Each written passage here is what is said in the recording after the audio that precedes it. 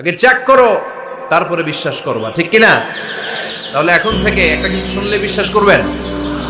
একজন এসে বলল, ভাইজান আপনার মেয়েরা দেখলাম আরেক ছেলের সাথে বাজারে ঘোরাফেরা করে, ওই রমনার বটমূলে দেখলাম আপনার মেয়ে আরেক ছেলেরে নিয়ে পুষ্টি নষ্টি করে, লোকের কথা বিশ্বাস করে বাসায় যে মেয়ের চুলের মধ্যে ধরে মাইর, আইজো মার কাইলো মাইর। এরকম হইতে পারে না? হয়তো ওই লোক আপনার মেয়ের মতো দেখতে আরেক মেয়েকে দেখছেন।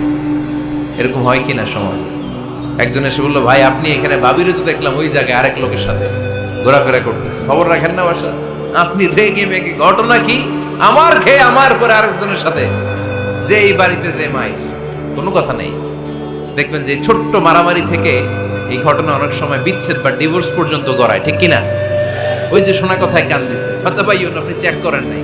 হয়তো আপনার স্ত্রীর মতো দেখতে বা আপনার স্ত্রী যে জামা পরে, যে পোশাক পরে, এরকম পোশাক পরে আরেক নারীকে দেখছে, আপনার বউ না এটা।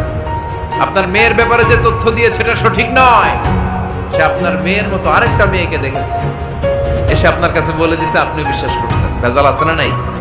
এই ভেজালগুলোকে থামানোর জন্য কোরআনে এই বিধানগুলো নাজিল করেছে কে? তাহলে ফরিদপুরের ভাইয়েরা, সমাজটাকে সুন্দর রাখার তথ্য একটা শুনলেই বিশ্বাস করবেন না। সিলে কান নিয়ে গেছে, শুনলেই সিলের পিছনে দৌড়, নাকি? কি করবেন? আগে কানে হাত দিয়ে একটু দেখবো কান দুইটা আছে না নাই, তারপরে চিলের পিছনে দৌড়া। তাহলে এখন থেকে আমরা তথ্য একটা শুনলেই বিশ্বাস করব। তাহলে কি করবেন?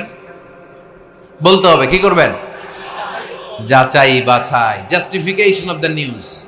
কোন নিউজ জাস্টিফিকেশন ছাড়া আমরা প্রচার করব, বিশ্বাস করব, শেয়ার করব না। আল্লাহ বললেন, ইয়া আইয়ুহাল্লাযীনা আমানু লা ইয়াসখারকুম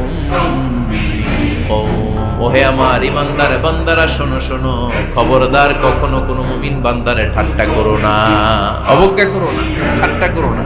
তার মনে কষ্ট হয় এমন কোনো কথা তারে বলো না। নেভার স্কপ অফ এনিবডি, কাউকে নিয়ে ঠাট্টা করবে না। তার দেহ নিয়ে, তার আকৃতি নিয়ে, তার বংশ নিয়ে। এক লোকের বাবা ছিল চোর, কিন্তু তার ছেলে অনেক ভালো। আপনি কি তারা বলতে পারবেন চোরের ঘরের চোর?